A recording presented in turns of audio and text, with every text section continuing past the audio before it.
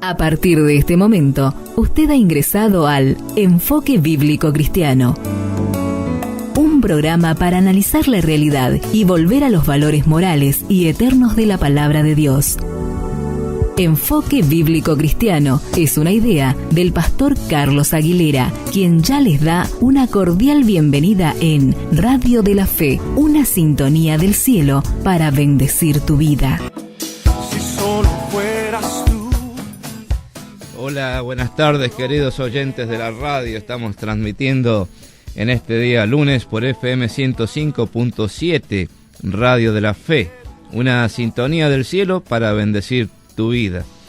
Y en este día especial, víspera del Día del Maestro, vamos a tener una entrevista con el licenciado Esteban Brizuela para hablar de la polifacética personalidad de Domingo Faustino Sarmiento. A veces lo circunscribimos al ámbito de la educación, pero fue una persona prolífica y vamos a estar hablando sobre esta persona en base a la cual el 11 de septiembre de cada año se celebra el Día del Maestro. Pero antes de entrar en esta entrevista, quiero también hacer honor y memoria de uno de los grandes artífices de la educación evangélica en la República Argentina. Este año se celebra el bicentenario de la llegada de Diego Thompson a la Argentina. Y quiero hacer una breve reseña de esta personalidad también, porque, claro, pensemos que estamos hablando de una nación independizada en forma incipiente. Estamos hablando del año 1818, donde Diego Thompson, conocido como el primer colportor de América, también fue un gran educador. Y de esta manera matamos dos pájaros de un tiro, porque celebramos en este mes de septiembre el mes de la Biblia, y también en este mes de septiembre el Día de las Escuelas Evangélicas, y vamos a estar en esta semana haciendo algunas reflexiones acerca de esta fecha. Pero fíjate que 200 años de educación popular evangélica no es decir poca cosa. Diego Thompson, cuando llegó a América del Sur, notó la falencia en cuanto a educación. Notó que había un gran analfabetismo en esta nación recientemente independizada, y entonces trajo el modelo de educación lancasteriano. Y quiero hacerte algunas referencias a este método de educación porque creo que es muy importante. El modelo traído de Gran Bretaña se basó en la enseñanza mutua y fue una buena solución ante la falta de maestros. La jornada escolar estaba planificada, se usaban recursos novedosos y duraba 7 horas. Al mediodía se comía en casa, y Diego Thompson convenció a los gobernantes de que la educación debía basarse en la libertad de enseñanza y pensamiento. Era un cambio en los modelos de educación dogmática, autoritaria y de censura. Fíjate qué importante que es esto, en un tiempo en que había gran analfabetismo y falta de maestros en estos lares del continente. Diego Thompson pensó en que el modelo lancasteriano de educación sería eficiente para educar al soberano, como diría después Sarmiento. Pero qué importante es, te voy a resaltar algunos puntos de este modelo, porque creo que todavía en ciertos lugares sería bueno implementar este sistema. En cuanto al maestro, el maestro capacitaba a los monitores, organizaba las tareas con detalle, marcaba con la campanilla el inicio y el fin del día y el descanso, tomaba exámenes y decidía los premios y castigos. Un solo maestro estaba a cargo de 500 alumnos. Fíjate lo que sería hoy esto, ¿no? Un solo maestro a cargo de 500 alumnos. ¿Cómo le gustó al gobierno de la Revolución este método? Porque era una solución a los problemas presupuestarios. ¿Cuánto se ahorraba teniendo un maestro a cargo de 500 alumnos? Pero el secreto del sistema eran los monitores. El monitor era un alumno más avanzado, enseñaba a los más pequeños a leer, escribir y hacer cálculos. Cada monitor instruía a 10 alumnos. Seguía las indicaciones del maestro, que empleaba un silbato. Las niñas tenían actividades extras como clases de costura. En un tiempo donde las mujeres estaban marginadas del sistema educativo, Thompson vio la necesidad de educar también a las niñas, y no solamente en lo que aprendían los varones, sino también en ciertas actividades que le ayudara con las tareas domésticas. Luego, en cuanto al material didáctico, Thompson imprimió cartillas de alfabetización con selecciones de la Biblia que se emplearon en todas las escuelas. Fue la primera impresión parcial de la Biblia en Argentina. Trajo de Inglaterra pizarras, que eran de piedra, tizas, papel, pluma y tinta, y fabricó mobiliario escolar. Con todo este sistema de educación implementado por Diego Thompson, el Cabildo de Buenos Aires lo nombró como director general de escuela y le otorgó la ciudadanía. Por la falta de recursos del gobierno, había alcancías para que los visitantes realicen donaciones. Así empezó la educación popular evangélica en Argentina. Luego, fíjense algunos detalles. Thompson trajo la Biblia en castellano, que estaba prohibida en América, creía que era un libro para el pueblo, y tradujo los evangelios a lenguas originarias como el quichua y el aymara. La mayoría de la gente era analfabeta en esos tiempos, y Thompson viajó por todos los países de América y promovió la educación popular. Creó escuelas para educar a las niñas, a los pobres, a indígenas y a los negros. Así comenzó la educación popular en Argentina. Luego vendrían otros personajes, como vamos a estar conversando enseguida, como Domingo Faustino Sarmiento. Pero creo que Diego Thompson es una de esas personalidades a la que no le hemos dado la importancia que se merece. Y en este día quería traer a la memoria estos 200 años, este bicentenario de la llegada de Diego Thompson a la República Argentina, y esta implementación del método lancasteriano para educar a los que en ese tiempo estaban marginados de poder llegar a una educación, a aprender siquiera a leer, a hacer cálculos y obviamente a pensar por sí mismos. Y qué bueno que es también esto de Diego Thompson, de extraer de la Biblia ciertas enseñanzas a través de las cuales poder educar a toda la población que podían alcanzar a través de este método. Bueno, te habla el pastor Carlos Aguilera, te damos la bienvenida a nuestro enfoque bíblico de hoy, y enseguida volvemos con la entrevista al licenciado en Historia, Esteban Brizuela, para hablar de la polifacética personalidad de Domingo Faustino Sarmiento. Eras tú quien lo pudiera hacer. Continuamos con nuestro programa, ya con el licenciado Esteban Brizuela. Bienvenido, Esteban.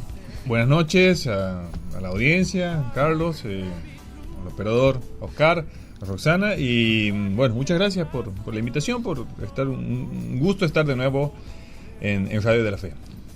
Bueno, en esta oportunidad parece un estudio de televisión, set, ¿no? de televisión. Sí. Nos hemos renovado rápidamente. Así que de paso le decimos que pueden escuchar la repetición de este programa a la medianoche por FM 105.7, y a partir de mañana ya están elevados en las redes sociales, en YouTube. Pueden buscarlo como Enfoque Bíblico Cristiano, Pastor Carlos Aguilera, y en Facebook en SDE, Radio de la Fe. Bien, Pastor Carlos Aguilera. Bueno, nuestro máster operador me da las instrucciones ahí, después se las vamos a dar bien pasadas en limpio. Bien, hoy nos referimos a don Domingo Faustino Sarmiento, una personalidad polifacética, como decíamos en el auspicio publicitario, pero vamos a comenzar desde el principio, Esteban, hablando un poquito acerca de los orígenes de Sarmiento. Sí, bueno, mañana es un día no laborable, ¿no es cierto?, para quienes nos dedicamos a la docencia. Se recuerda, como muchas otras veces, el fallecimiento, digamos, de alguien, en este caso de Domingo Faustino Sarmiento, el 11 de septiembre de 1888. Pero, claro, sus orígenes, Sarmiento nace en un proceso político de ebullición para lo que era el Río de la Plata en ese momento, para lo que después sería la Argentina. Nace en 1811, o sea, ahí a poco de que se haya desencadenado la Revolución de Mayo, o sea, estamos en un proceso de muchos cambios políticos.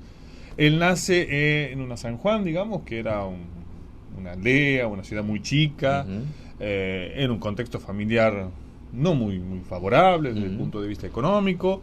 Por lo tanto, crece también ahí al calor de esta guerra revolucionaria. Crece en momentos de inestabilidad política, crece en momentos en donde todavía no había un sistema educativo consolidado. Al principio hablabas vos de estos aportes que se venían haciendo por parte de Thompson y por parte de muchos otros educadores que llegan en ese momento a la Argentina, pero de ninguna manera había un sistema educativo organizado, institucionalizado. Por lo tanto, la educación de Sarmiento va a ser también muy rudimentaria, y es por eso que se le llama un autodidacta, ¿no? Claro. Alguien que se forma con algunos maestros, digamos así, pero que de ninguna manera tiene una educación formal como la pensamos hoy. Y así es que crece Sarmiento en ese contexto político inestable, de guerra, y educándose como puede. Sí, realmente es notable que justamente las personas que son autodidactas adquieren esta polifacética personalidad, como decíamos, de Sarmiento, ¿no? Que va ocupando distintos espacios a lo largo de un país que estaba también en formación, en transición, ¿no? ¿Por qué decimos que es polifacético Sarmiento? Sí, creo que me gustaba la propuesta, ¿no?, de darle ese adjetivo, porque efectivamente estamos ante alguien que se lo puede mirar desde diferentes puntos de vista. Podemos ver por un lado al Sarmiento, al educador, a ese hombre obsesionado con la instrucción pública. Podemos ver al Sarmiento político, ¿sí? El Sarmiento que quiere ocupar cargos y que de hecho va a llegar a ocupar el máximo cargo a nivel nacional, que es el de la presidencia, habiendo pasado por muchos otros puestos. Podemos ver también al Sarmiento, al escritor, uno de los padres de la literatura. Aquí hemos traído un poco para ilustrar la conversación algunos de los libros que escribió. Obviamente el más conocido, el Facundo, ¿no es cierto?, publicado en 1845, que no se sabe qué es el Facundo, qué es un ensayo, una novela, qué es el Facundo, un libro de historia. Podemos ver también al Sarmiento, el viajero, el fanático por conocer otras culturas. Podemos ver al Sarmiento polemista, peleándose siempre con sus contemporáneos. Es decir, que es una figura sumamente interesante a la cual nos podemos enfocar desde diferentes aristas. Entonces, en ese sentido, está claro que fue un personaje polifacético y por lo tanto muy rico también para ser analizado. Así es. Bueno, una de las facetas más conocidas de Sarmiento es en cuanto a la educación, ¿no? Y en cuanto a su preocupación por crear un sistema educativo en Argentina. ¿Qué nos puedes aportar en cuanto a su faceta en el ámbito educativo? Bueno, justamente aquí traemos uno de los libros, ¿sí?, de Sarmiento, que es de la educación popular. No sé si se lo llegará a ver ahí, pero es Sarmiento, recordemos que va a estar exiliado en Chile durante la época del rosismo, y ahí va a trabajar también para el gobierno de Chile. Manuel Montt era el presidente, y va a ser enviado, ¿sí?, a Europa para que hiciera un registro, para que estudiara los sistemas educativos de diferentes países, y por lo tanto luego viniera de nuevo digamos, al lugar de donde lo habían mandado, justamente para tratar de implementar y de ver qué novedades educativas había en Europa.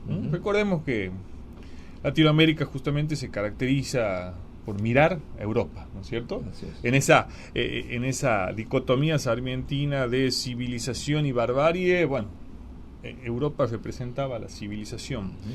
Entonces Sarmiento efectivamente va y después publica este libro, publicado en Santiago de Chile en 1849, en donde, cuenta todo aquello que vio en Europa, aquello que le gustó, aquello que lo decepcionó, y tratando de justamente ver qué cosas se podían aplicar aquí.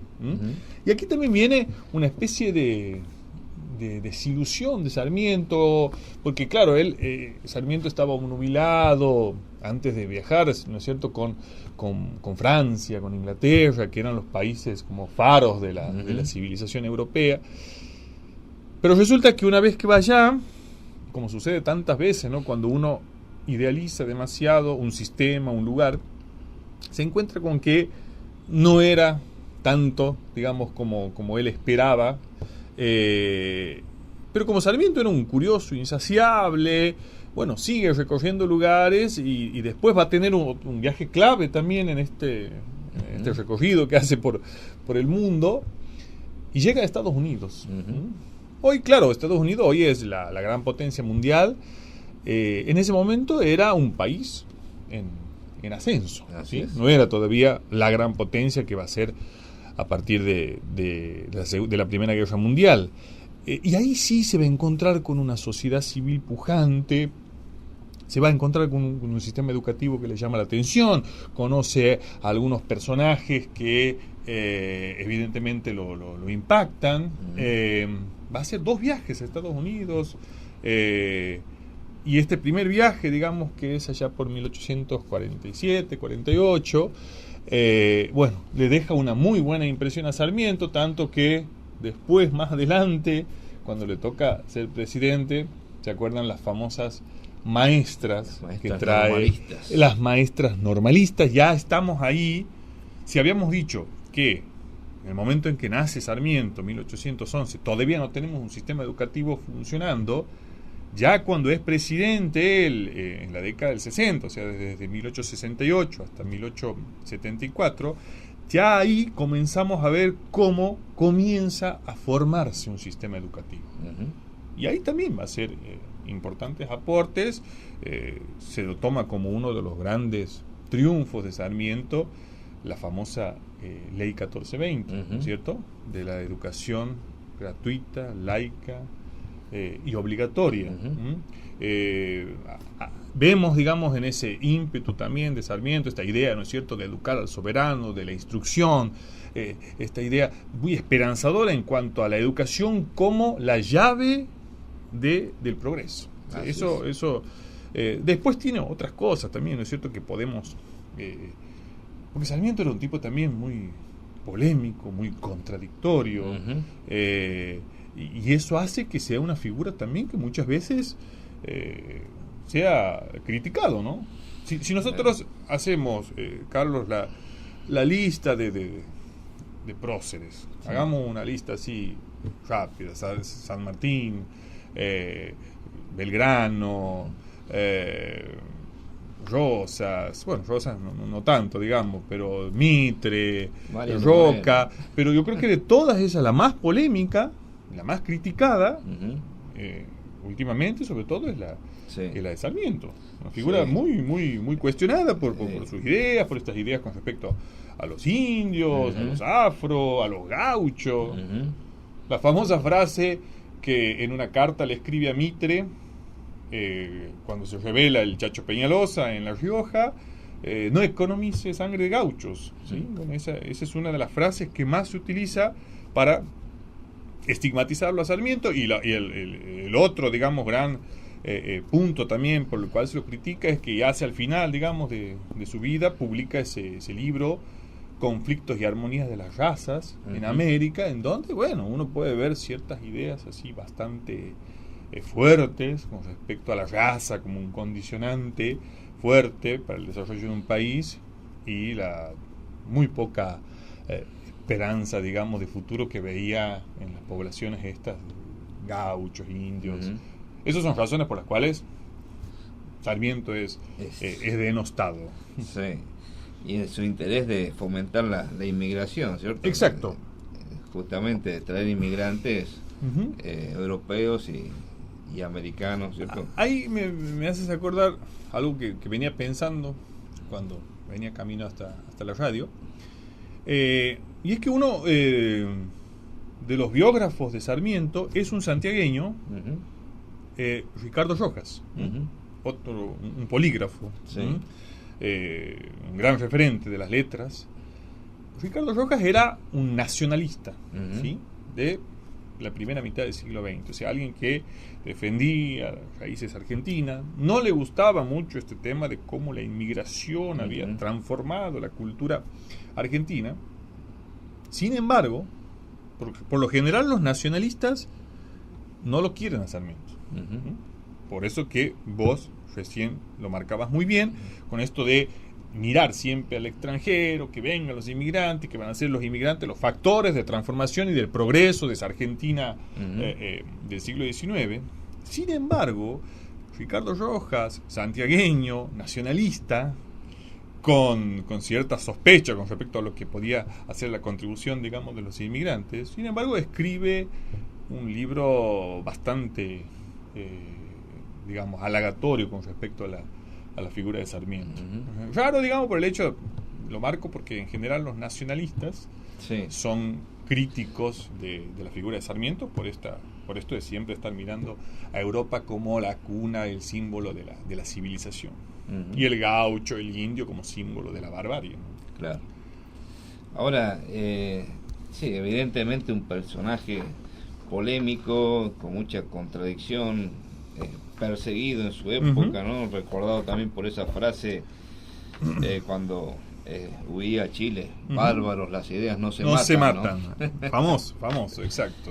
¿Qué hace que Sarmiento haya descollado y sigamos recordándolo hoy como uno de los próceres de la patria? Sí, Sarmiento era alguien que tenía un altísimo valor de sí mismo, ¿sí? Y en donde sea que estaba, exigía que se le dé el reconocimiento que él pensaba que tenían que dárselo. Se peleó con todo el mundo, pero evidentemente era un tipo muy intenso, digamos, de ideas muy claras, de esos tipos, digamos, que van al frente en todos los lugares donde se proponen, iba y se hacía valer. Y una de las cosas que me llama la atención es la permanente autorreferencialidad en todos sus trabajos, ¿sí? Sarmiento todo el tiempo quiere destacar que lo que él es, y que los lugares que ocupa son los lugares que él merece ocupar, y que si no está ocupando algún lugar que él cree que merece, lo reclama. Aquí te tengo un librito que es Campaña en el Ejército Grande, que es cuando Sarmiento participa de la campaña del ejército de Urquiza, cuando Urquiza se enfrenta con Rosas, y Urquiza vence a Rosas. Cuando sabe Sarmiento, en 1851, que Urquiza estaba decidido a derrocar a Rosas, gobernador de Buenos Aires, a quien Sarmiento había combatido desde las letras, viene Sarmiento y se suma al Ejército Grande. Y comienza a escribir esta crónica que es sobre, bueno, el avance del Ejército Grande. Uh-huh. Pero resulta que después Sarmiento se pelea con Urquiza. Uh-huh. Argumentando que Urquiza estaba teniendo las mismas prácticas que Rosas, o sea que venía a reemplazar a los Rosas, pero después estaba haciendo lo mismo que Rosas. Uh-huh. En realidad la sospecha que uno tiene es que Urquiza no le dio el lugar que él creía que merecía, en términos actuales podríamos decirlo, lo ninguneó un poco. Uh-huh. Y evidentemente eso Sarmiento nunca se lo bancó, nunca se lo perdonó y empezó a enfrentarlo y a escribir, termina escribiendo un libro en donde hace observaciones muy críticas y se pelea después con Urquiza, como se pelea con un montón de personalidades de la época, pero siempre, ¿no es cierto?, con esas convicciones muy fuertes, con esas ideas, estas ideas en cuanto a la instrucción pública, un curioso insaciable, alguien que escribía. Uno dice que en qué tiempo escribía Sarmiento tanto, ¿no? En qué tiempo hacía todas las cosas que hacía. Era político, escribía, un poco mujeriego también dicen que era, o sea, tenía también permisos para darse placeres terrenales, podríamos decir, ¿no? Bueno, quizás porque no existían las redes sociales en esa época, uno tenía más tiempo, no sé, pero uno ve todo lo que ha escrito Sarmiento y dice, ¿en qué tiempo hacía todo esto? ¿Sí? Uh-huh. Bueno, efectivamente, las obras completas de Sarmiento son, no sé cuántos tomos, son muchísimos tomos. Sí. Y lo que digo, la permanente autorreferencialidad, uh-huh. El hecho de el yo muy presente, uh-huh. Remarcando esto, los lugares donde estoy, lo merezco, y si no estoy en un lugar que merezco, lo reclamo, porque yo soy capaz y soy mejor que el que está ahí puesto porque soy más capaz. Eso, o sea, la idea de la humildad, de la modestia, no era algo para nada compatible con la personalidad de Sarmiento. Yo siempre me acuerdo, y casi siempre los cuadros de Sarmiento es con el ceño fruncido, uh-huh. ¿no? Muy tipo serio, gesto, ¿sí? Muy adusto. Adusto, sí. Y yo me acuerdo que me paraba frente al cuadro en la escuela y lo miraba y decía... Daba miedo. Y este era maestro. Este era maestro, ¿no? Bueno, esto, ¿no? Del tipo serio, ¿no? Y que uno le tiene miedo. Uh-huh. Hay un libro que es que lo tengo aquí, que es la compilación de las cartas quillotanas y las 101. ¿Qué es esto? Sarmiento tuvo polémicas y peleó con mucha gente. Ahora, con los que tuvo una de las peleas más fuertes fue con Juan Bautista Alberdi, tucumano, ¿sí? De la misma generación que él, de la generación del 37. Sí. Alberdi nació en 1810, o sea, un año antes que Sarmiento. Y es una polémica muy dura, uh-huh. a causa de lo que te comentaba recién. Sarmiento asume una postura muy crítica con respecto a la figura de Urquiza y Alberdi, desde Chile, lo defiende a Urquiza. Entonces Alberdi publica en unos diarios unas críticas a Sarmiento y bueno, había que meterse con Sarmiento. Yo no me hubiera metido con Sarmiento porque las respuestas que le da Sarmiento a Alberdi, porque Alberdi era un tipo mucho más cuidadoso, más legalista, con argumentos cuidados, y Sarmiento iba al choque. Uh-huh. Entonces uno lee fragmentos realmente en donde dice, no le puede estar diciendo esto, ¿no? Es un libro para mí imperdible, en donde muestra esa tenacidad, ¿sí? Y esa virulencia de Sarmiento, que lo pone en el lugar de un polemista implacable. Uno imagina a Sarmiento en la Cámara de Diputados hoy discutiendo, o en una mesa de esos programas que hay hoy, ¿no? Como los de Intratable, Fantino. Bueno, no habría quien se le pueda parar a Sarmiento, digamos, porque era implacable en sus argumentos y no ahorraba argumentos de ningún tipo. Y en esta carta es durísimo con la figura de Alberdi. Uno lee y dice, no, en esta polémica hay que perdió pensar. Alberdi. Había que pensar antes bueno, de discutir con... Ninguno de los dos era un personaje chiquito. Ni que No, se quedaba para atrás. nada. No, Alberdi también. Alberdi escribió las bases fundamentales Exacto. que dieron origen a la Constitución Dos argentina. personajes, digamos, que son en esa época de conformación del Estado argentino muy, muy importantes. Y bueno, se conocieron obviamente, compartieron muchos espacios y aquí en este caso se enfrentaron de una manera sumamente virulenta.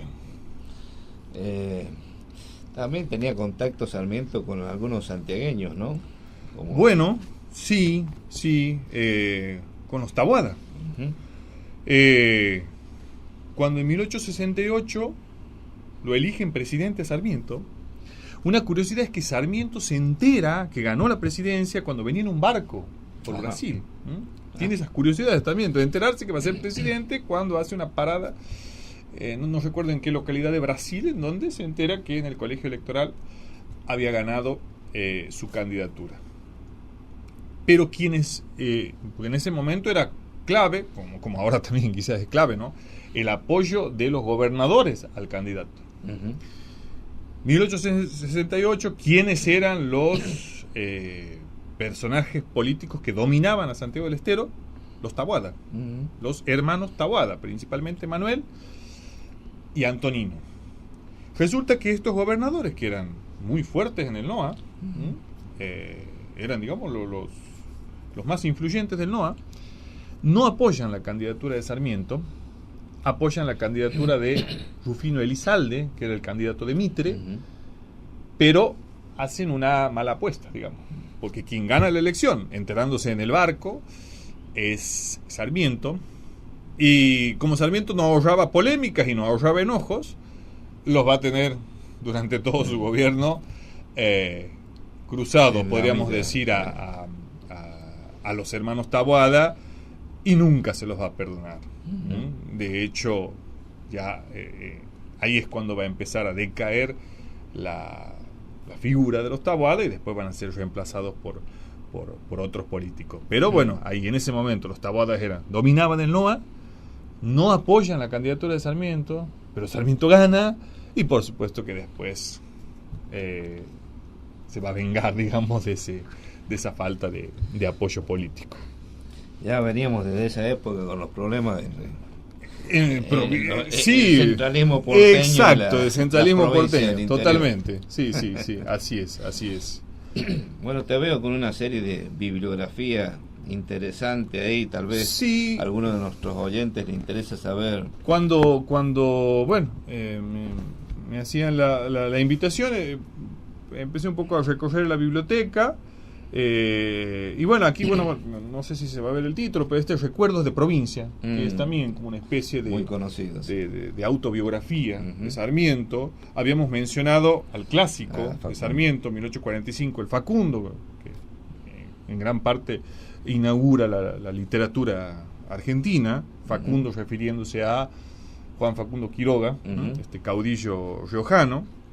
Mostraba también las polémicas con Alberdi en las 101 y las cartas quillotanas, este intercambio fuerte con otro personaje importante, y después un libro sobre Sarmiento. Estos que mostré recién son de Sarmiento, tienen muchísimos más, las obras completas son interminables, que este es un libro de un autor contemporáneo, un cronista, que se llama American Sarmiento, y que es una especie de investigación de los viajes que realizó Sarmiento a Estados Unidos. Este autor hace una investigación. Sarmiento tiene publicados sus libros, los viajes, que obviamente ahí cuenta muchas cosas, digamos, de esas vivencias. Y bueno, Hernán Iglesias Silla va después a todos los lugares donde estuvo Sarmiento, tratando de recabar información, y bueno, hace un paseo por esos viajes que fueron evidentemente claves en la vida de Sarmiento, y también, digamos, de paso ahí hace un retrato de esta figura, y hay una foto, una imagen que muestra en el libro, que no es la imagen que más conocemos, que es una imagen de un Sarmiento así súper barbudo, ¿sí? De su etapa. Por eso el autor, cuando hizo esta investigación, al igual para compenetrarse con el personaje, se dejó también la barba así, porque bueno, esa es una imagen de Sarmiento en sus épocas de viaje a Estados Unidos, en donde tuvo 2 viajes que fueron claves en su vida y que, bueno, después decíamos, de eso quedó tan impactado que cuando estuvo en la presidencia trajo a estas famosas maestras normalistas al país. Sí, que dieron origen justamente al sistema de escuelas normales. Sistema de escuelas normales, claro, ahí cuando estamos ya, pensemos que en la época de la presidencia de Sarmiento, por ejemplo, se inaugura el Colegio Nacional de Santiago del Estero, cuyo primer rector va a ser Juan Milburg, ¿sí? 1869, y se producen, se inaugura la primera escuela normal, 1870, en Paraná, bajo la presidencia de Sarmiento, y ahí empieza una serie de inauguraciones, digamos, de escuelas normales, de colegios nacionales, y ahí ya vemos, a diferencia, digamos, de lo que decíamos de 1810, que no había un sistema educativo organizado y demás, ahí ya empezamos a ver una serie de leyes, de iniciativas, de creación de escuelas. Los Taboada hicieron también una contribución desde Santiago para empezar ya a institucionalizar el sistema educativo y a conformarlo más o menos, digamos, como continuará siendo a lo largo del siglo XX, ¿sí? Digamos que, si tenemos que decir cuándo se conforma el sistema educativo argentino tal cual lo conocemos hasta el día de hoy, bueno, allí, entre esa presidencia de Sarmiento e inicios del siglo XX, ahí es cuando el sistema educativo argentino adquiere la forma actual. La conformación. Sí. Bueno, personaje polémico si lo hay, Domingo Faustino Sarmiento, y seguramente conocemos todas sus polémicas porque fue una persona que supo comunicarse. Estuviéramos de acuerdo o no con él, supo utilizar los medios de comunicación de su época, ¿cierto? Las cartas y los libros. Fundador del periódico El Sonda. El Sonda, ¿no? Sí. Es Sonda. Anecdótico cuando inaugura El Sonda y van 2 amigos a visitarlo y el único empleado que tenía el diario, porque en definitiva era una difusión de sus ideas, el periódico. Y el empleado le pregunta, don Sarmiento, ¿servimos café a las visitas? Y él le dice, ¿el diario ha dado ganancias? No, todavía no hemos sacado el primer ejemplar. Bueno, cuando el diario dé ganancias, vamos a servir café. Sí, hay una sola cosa más que me acordaba, esto de la capacidad de comunicar, digamos. En su época de presidente había un diario humorístico que se llamaba El Mosquito, ¿sí? Que hacían caricaturas, digamos, de los políticos y los presidentes de la época. Y dicen, quienes han investigado la trayectoria de este diario, que durante la presidencia de Sarmiento, cuando Sarmiento no aparecía por varios números en la revista El Mosquito, y ya se preocupaba, iba a hacer una visita a los muchachos y decirle, quiero salir, aunque sea ridiculizado, caricaturizado, pero quiero estar. Claro. Esta idea de que hay que estar en la agenda de los medios, que eran muy incipientes en ese momento, pero dicen que Sarmiento en El Mosquito, caricaturizado, ridiculizado, pero quería estar ahí. Y le reclamaba a los muchachos del Mosquito.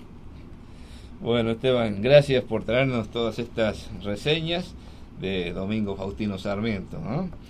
No, por favor, gracias a vos, a la audiencia y bueno, siempre disponible en este estudio que está muy lindo. Estamos renovándonos. Sí. Aquí el máster operador nos tiene siempre con novedades en cuanto a la tecnología. Muy bien. Vamos a una pausa musical y enseguida volvemos para la reflexión final. Llegamos al momento de la reflexión final en nuestro programa. Bueno, luego de haber compartido todas estas perspectivas y de esta personalidad polifacética que fue Domingo Faustino Sarmiento, y en uno de los aspectos más descollantes de su accionar en la educación, estaba pensando en lo que verdaderamente es un maestro que enseña verdades vivenciales, que enseña con el ejemplo. A Jesús le llamaban maestro, y es interesante lo que dice Jesús mismo, palabras que registra el Evangelio de Juan en el capítulo 13 y versículo 13. Jesús dice: vosotros me llamáis maestro y Señor, y decís bien, porque lo soy. Pues si yo, el Señor y el Maestro, he lavado vuestros pies, vosotros también debéis lavaros los pies los unos a los otros. Porque ejemplo os he dado, para que como yo os he hecho, vosotros también hagáis. Claro, Jesús estaba en una posición un tanto difícil frente a sus discípulos, a sus alumnos, diríamos hoy. Cuando en esta época un maestro convivía con sus alumnos, los alumnos podían verlo en su accionar cotidiano al maestro, es decir, no solamente recibía enseñanza teórica, sino también práctica, vivencial, de contacto constante, continuo con su maestro. Es notable lo que pasó en esta escena, porque llegaron al lugar del aposento alto, donde se celebra la última cena de Jesús con sus discípulos, la última cena pascual. Y claro, los discípulos venían discutiendo entre ellos quién sería el mayor. Y llegan al lugar del aposento alto, donde estaba allí servida la mesa, con todo lo que implicaba esa cena pascual. Y había una costumbre que era muy necesaria, obviamente, porque un esclavo, cuando los invitados llegaban a la mesa, le lavaba los pies a cada uno de ellos, se los secaba con una toalla, y luego cada uno pasaba a formar parte de esa mesa, que no era estar sentado, sino era estar reclinado sobre, prácticamente recostado sobre esa mesa, recostado sobre almohadones y cerca de la mesa. Pero qué importante es lo que pasa aquí. Ninguno de los discípulos, no había servidor allí, no había esclavo, ninguno de los discípulos estuvo dispuesto a ocupar el lugar de un esclavo, es decir, ausencia de toda humildad. Ninguno de ellos quiso ocupar el lugar de un siervo. Y es notable cuando todos estaban ocupando su lugar a la mesa, tratando de buscar el mejor lugar para ellos, como Jesús se levanta y toma el papel del siervo, se ciñe una toalla, toma un lebrillo, una palangana, y comienza a lavarle los pies uno a uno a los discípulos. Podríamos decir mucho sobre esta escena, pero queda algo que es Jesús como maestro. Jesús que le dice a los discípulos: ustedes me llaman maestro y Señor, y lo dicen bien, porque lo soy. Pero ahora les he enseñado una lección práctica, y esto es lo primero que me llama la atención. Un maestro enseña. Enseña es justamente marcar un destino, marcar un camino, señalizar cuál es el camino y cuál es la meta y cuál es el objetivo. Y él le dice a los alumnos allí: yo como maestro les he enseñado lo que ustedes tienen que hacer, o más bien lo que ustedes tienen que ser. Les estaba enseñando allí una lección magnánima, el más grande entre ustedes será el que sirve. Jesús, el Maestro, estaba enseñando una lección de humildad allí y les estaba marcando el camino que ellos tenían que seguir para enseñar también a otros.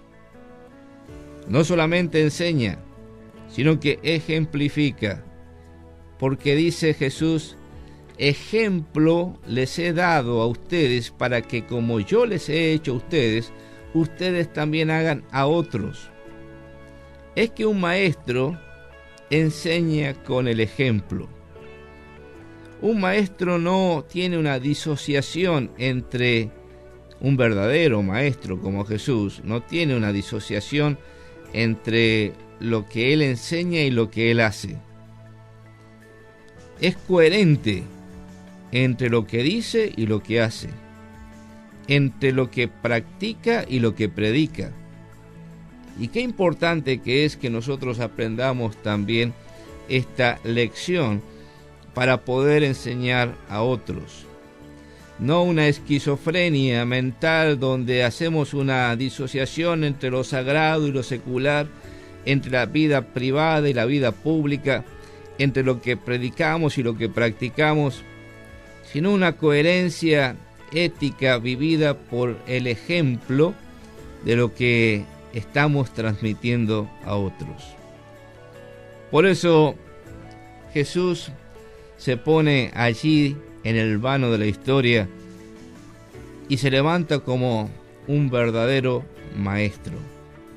Por eso me resuenan las palabras de Gabriela Mistral, maestra, poetisa chilena, cuando le dice a Jesús: Señor, Maestro, perdóname por permitir que me llamen como vos. Porque realmente Jesús es el Maestro incomparable, inigualable, pero todos aquellos que reciben el Espíritu de Cristo en sus corazones, Dios los capacita para enseñar también a otros. Así que vaya nuestro saludo para todos aquellos que ejercen el magno ministerio, apostolado de la docencia, que día a día se sacrifican y ponen todo lo que tienen para poder enseñar, para poder marcar un camino, una vida, un destino. Nuestro agradecimiento a todos los que nos enseñaron y también nuestro desafío para que nosotros podamos enseñar a otros. Te mando un fuerte abrazo, que Dios te bendiga, feliz Día del Maestro para todos los del Colegio Alfredo Furni. Si no los menciono, me se van a enojar conmigo. Un agradecimiento también y un reconocimiento a todos los que día a día trabajan en el colegio, brindando lo mejor de sí para formar alumnos que sean también seguidores, discípulos de Jesús. Que Dios los bendiga. Si Dios lo permite, nos encontramos mañana a las 20 horas para un nuevo enfoque bíblico cristiano.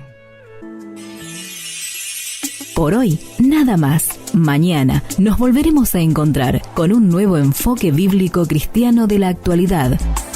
Por Radio de la Fe, una sintonía del cielo para bendecir tu vida. Por su compañía, muchas gracias.